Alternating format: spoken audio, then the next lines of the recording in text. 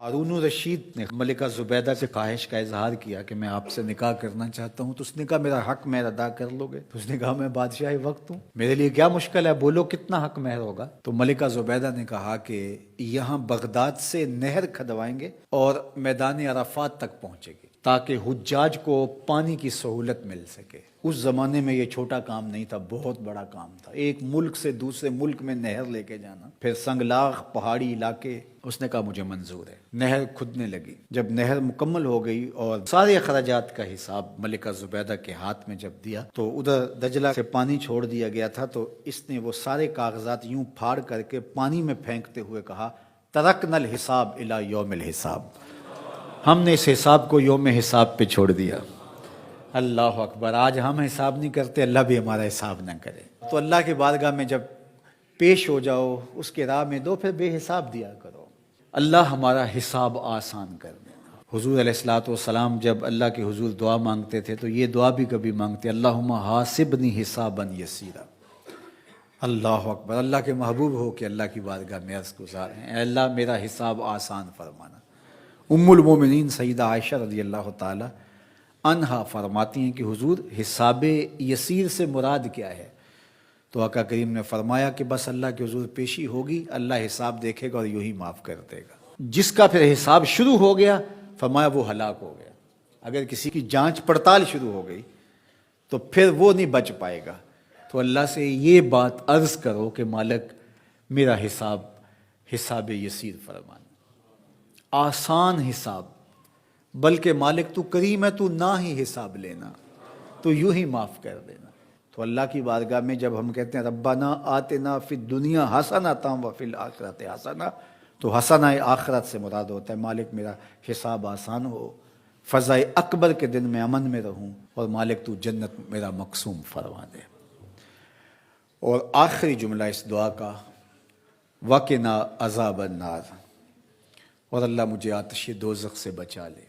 حسنات آخرت جب طلب کی تو اس نے دوزخ کے نجات کی دعا شامل تھی، کیونکہ جب دخول جنت کی دعا ہو گئی تو دوزخ سے بچیں گے تو جنت میں جائیں گے، لیکن الگ سے اس کا ذکر کر دیا گیا اس کی ہولناکی کی وجہ سے کہ وقنا عذاب النار، اے اللہ مجھے آتش دوزخ سے بچا لے۔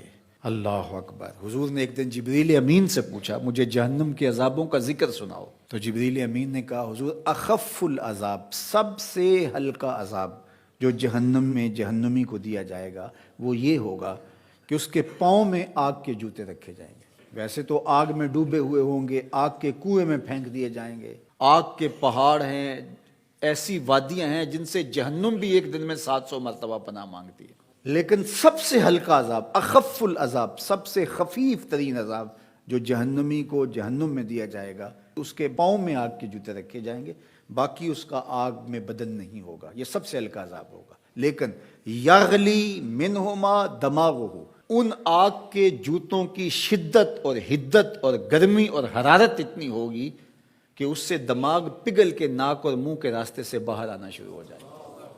یہ سب سے ہلکے عذاب کی کیفیت ہے، جو سخت عذاب ہیں الیاذ باللہ۔ تو اس لیے آتش دوزخ سے پناہ مانگو کہ اللہ مجھے آتش دوزخ سے بچانا۔ اس دنیا کی آگ سے فرمایا 70 گنا زیادہ تیز ہے وہ آتش دوزخ، اور وہ بدن کے ساتھ چپک جائے، یہ تو صرف جلاتی اور خشک کرتی ہے، وہ آگ بدن کے ساتھ جسموں کے ساتھ چپک بھی جاتی ہے اور جدا نہیں ہو پاتی، تارکول کی جیسا لوک چپک جاتی ہے، اس طرح وہ آگ چپک جائے گی بدنوں کے ساتھ الیاذ باللہ۔ اس کا ایک انگارہ اگر پہاڑ پہ رکھ دی جائے، دنیا کے پہاڑوں پہ، تو پہاڑ پگھل جائیں۔ یہ ہے اس آگ کی شدت اور اس آگ کی حدت۔ جہنمی کو اگر جہنم سے نکال کر اس دنیا کی آگ میں ڈالا جائے تو اس کو نیند آ جائے، وہ آگ اتنی سخت ہو۔ 70,000 زنجیروں میں جہنم کو ڈال کر کے جب میدان حشر میں لایا جائے گا تو ایک لمبی سی گردن دی جائے گی جہنم کو، لوگوں کے سروں کے اوپر گھوم رہی ہوگی، اور وہ کچھ بد اعمال کرنے والوں کو جہنم ڈھونڈ رہی ہوگی، اور پھر جب بھی مخصوص کچھ جرائم ہیں ان جرموں کا کرنے والا اسے نظر آئے گا تو وہ گردن وہاں سے دبوچ کے اس کو اپنے اندر پھینک لے گی، اور جب وہ انسانوں کے سروں پہ گھوم رہی ہوگی تو بدن تھر تھر کانپ رہے ہوں گے، کلیجے دہل رہے ہوں گے، کیا ہولناکی کا منظر ہوگا۔